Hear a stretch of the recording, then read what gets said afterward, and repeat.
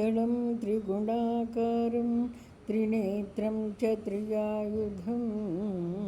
त्रिजन्मपापसंहारम् एकबिल्वं शिवार्पणम् त्रिशाखैः बिल्वपत्रैश्च छिद्रैः कोमलैः शुभैः शिवपूजां करिष्यामि एकबिल्वं शिवार्पणम् अखण्डबिल्वपत्रेण पूजिते नन्दिकेश्वरे शुध्यन्ति सर्वपापेभ्यो एकबिल्वं शिवार्पणम् सालिग्रामशिलामेकां विप्राणां जातु चार्पयेत् सोमयज्ञमहापुण्यम् एकबिल्वं शिवार्पणम्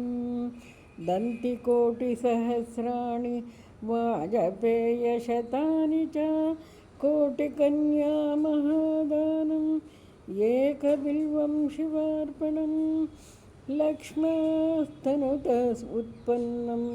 महादेवस्य च प्रियं बिल्ववृक्षं प्रयच्छामि एकबिल्वं शिवार्पणं दर्शनं बिल्ववृक्षस्य स्पर्शनं पापनाशनम् अघोरपापसंहारम् एकबिल्वं शिवार्पणं काशीक्षेत्रनिवासं च कालभैरवदर्शनं प्रयागमाधवं दृष्ट्वा एकबिल्वं शिवार्पणम् मूलतो ब्रह्मरूपाय मध्यतो विष्णुरूपिणे अग्रतः शिवरूपाय एकबिल्वं शिवार्पणम् बिल्वाष्टकमिदं पुण्यं यः पठेत् शिवसन्निधौ सर्वपापविनिर्मुक्तः शिवलोकमवाप्नुयात्